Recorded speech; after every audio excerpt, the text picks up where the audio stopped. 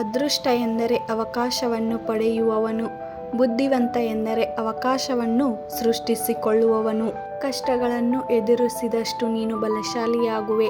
ಆದ್ದರಿಂದ ಕಷ್ಟಗಳ ಬಂದಾಗ ಅಂಜಬೇಡ, ಅದನ್ನು ಧೈರ್ಯದಿಂದ ಎದುರಿಸು. ಎಷ್ಟು ಕಡಿಮೆ ಮಾತಾಡ್ತೀಯ ಅಷ್ಟೇ ಮರ್ಯಾದೆ, ಎಷ್ಟು ದೂರ ಇರ್ತೀಯ ಅಷ್ಟು ಗೌರವ. ದಾನ ಮಾಡಿರಿ, ಆದರೆ ಅದರಿಂದ ಪ್ರತಿಫಲ ನಿರೀಕ್ಷಿಸಬೇಡಿ, ಅದು ತಾನಾಗಿಯೇ ವಾಪಸ್ ಬರಲಿದೆ. ಒಂದು ಸಾಮಾನ್ಯ ಕೆಲಸವನ್ನು ಅತ್ಯುತ್ತಮವಾಗಿ ಮಾಡುವುದರಿಂದ ಶ್ರೇಷ್ಠ ಪ್ರತಿಫಲ ದೊರಕುತ್ತದೆ. ನಿನಗೆ ಮರ್ಯಾದೆ ಸಿಗದ ಜಾಗದಲ್ಲಿ ನೀನು ಹಾಕುವ ಚಪ್ಪಲಿಯನ್ನು ಸಹ ಬಿಡಬೇಡ. ಸಾಧನೆ ಇಲ್ಲದೆ ಸತ್ತರೆ ಸಾವಿಗೆ ಅವಮಾನ, ಆದರ್ಶವಿಲ್ಲದೆ ಬದುಕಿದರೆ ಬದುಕಿಗೆ ಅವಮಾನ. ಒಳ್ಳೆಯ ಸಂಬಂಧಗಳನ್ನು ಪ್ರೀತಿ ಕೊಟ್ಟು ಉಳಿಸಿಕೊಳ್ಳಿ, ಕೆಟ್ಟ ಸಂಬಂಧಗಳನ್ನು ಮೌನವಾಗಿದ್ದು ಕಳೆದುಕೊಳ್ಳಿ. ನಿಮ್ಮನ್ನು ನೀವು ಜಯಿಸಿ, ಆಗ ಇಡೀ ಜಗತ್ತೇ ನಿಮ್ಮದಾಗುತ್ತೆ. ಎಲ್ಲ ಶಕ್ತಿಯೂ ನಿಮ್ಮೊಳಗೆ ಇದೆ, ನೀವು ಏನು ಬೇಕಾದರೂ ಸಾಧಿಸಬಲ್ಲಿರಿ. ನನ್ನಿಂದ ಸಾಧ್ಯವಾಗುವುದಿಲ್ಲ ಎನ್ನುವ ದೌರ್ಬಲ್ಯವನ್ನು ಬಿಟ್ಟುಬಿಡಿ. ಎದ್ದು ನಿಲ್ಲಿ, ನಿಮ್ಮೊಳಗಿನ ದೈವತ್ವವನ್ನು ಸಾಕಾರಗೊಳಿಸಿಕೊಳ್ಳಿ. ಕಷ್ಟಗಳು ನಿನಗೆ ಎದುರಾದಷ್ಟು ನೀನು ಬಲಿಷ್ಠನಾಗುತ್ತೀಯ. ಹಾಗಾಗಿ ಕಷ್ಟಗಳನ್ನು ತುಂಬು ಹೃದಯದಿಂದ ಸ್ವಾಗತಿಸು. ಉನ್ನತ ಆಲೋಚನೆ, ಅತ್ಯುನ್ನತ ಆದರ್ಶಗಳಿಂದ ನಿಮ್ಮ ಮೆದುಳನ್ನು ತುಂಬಿ ಅವುಗಳನ್ನು ಹಗಲಿರುಳು ನಿಮ್ಮ ಮುಂದೆ ಇರಿಸಿಕೊಳ್ಳಿ. ಇದರಿಂದ ಮಹತ್ ಕಾರ್ಯ ಉದ್ಭವಿಸುತ್ತದೆ.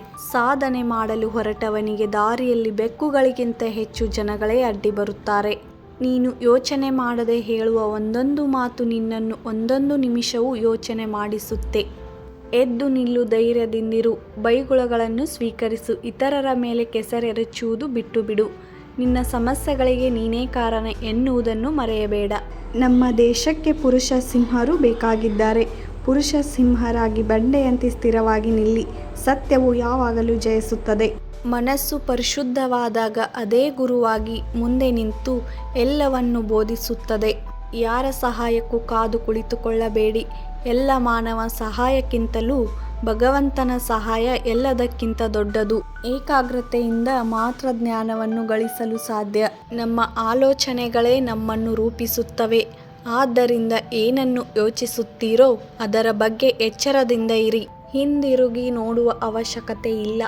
ಮುಂದೆ ನೋಡಿ. ನಮಗೆ ಅನಂತ ಶಕ್ತಿ, ಅನಂತ ಉತ್ಸಾಹ, ಅನಂತ ತಾಳ್ಮೆ ಬೇಕು. ಆಗ ಮಾತ್ರ ಮಹತ್ ಕಾರ್ಯಗಳನ್ನು ನಾವು ಸಾಧಿಸಬಹುದು. ನಿಮಗಾಗಿ ಏನನ್ನು ಬೇಯಿಸಬೇಡಿ, ಎಲ್ಲವನ್ನೂ ಇತರರಿಗಾಗಿ ಮಾಡಿ. ಭಗವಂತನಲ್ಲೇ ಇರುವುದು, ಅವನಲ್ಲೇ ಬಾಳುವುದು, ಚಲಿಸುವುದು ಎಂದರೆ ಇದೆ. ಹೆಚ್ಚು ಹಣ ಸಂಪಾದಿಸುವ ಭರದಲ್ಲಿ ನಿಮ್ಮ ಮನೆ, ಕುಟುಂಬ ಮತ್ತು ಆರೋಗ್ಯವನ್ನು ನಿರ್ಲಕ್ಷಿಸಬೇಡಿ. ಹಣ ಎಂಬುದು ಶಾಶ್ವತವಲ್ಲ. ಹಣ ಬರುತ್ತದೆ ಹೋಗುತ್ತದೆ.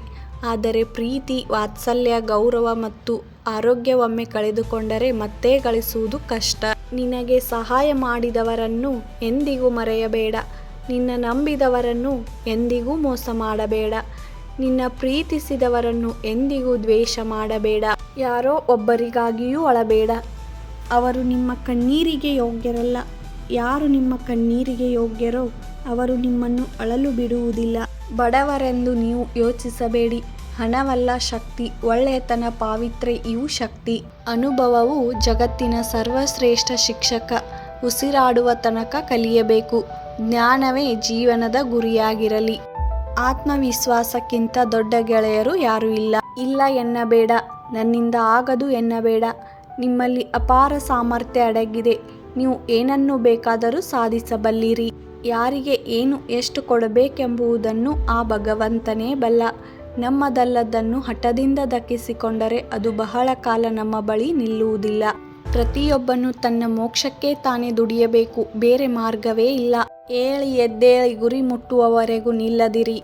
ಈ ಪ್ರಪಂಚ ಒಂದು ದೊಡ್ಡ ಗರಡಿಮನೆ.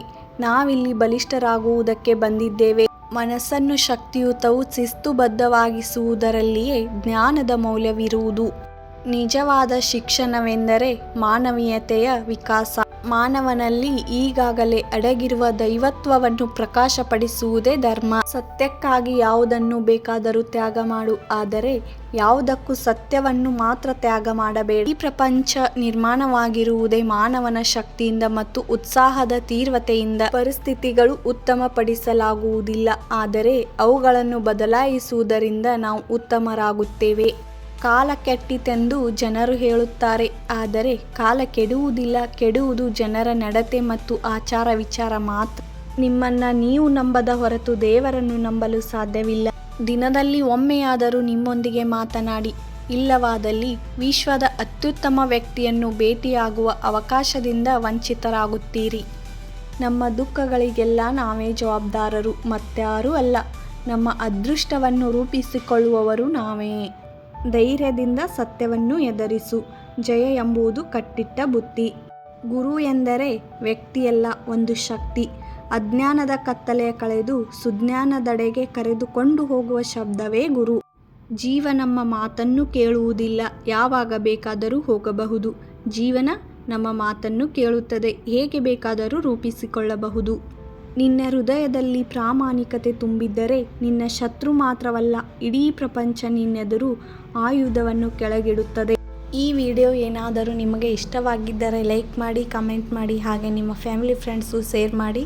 ಇನ್ನೂ ನನ್ನ ಚಾನಲ್ಗೆ ಸಬ್ಸ್ಕ್ರೈಬ್ ಆಗಿಲ್ಲ ಅಂದರೆ ಸಬ್ಸ್ಕ್ರೈಬ್ ಆಗಿ, ಪಕ್ಕದಲ್ಲಿರುವ ಬೆಲ್ ಬಟನ್ ಪ್ರೆಸ್ ಮಾಡಿ. ನಾನು ಹಾಕ್ತಾ ಇರೋಂಥ ವಿಡಿಯೋ ನೋಟಿಫಿಕೇಷನ್ ಬರುತ್ತದೆ. ಮತ್ತೆ ಹೊಸ ವಿಡಿಯೋದೊಂದಿಗೆ ಬರ್ತೀನಿ. ಅಲ್ಲಿವರೆಗೂ ನೋಡ್ತಾ ಇರಿ, ಹಾಗೆ ಸಪೋರ್ಟ್ ಮಾಡ್ತಾ ಇರಿ. Thank you for watching.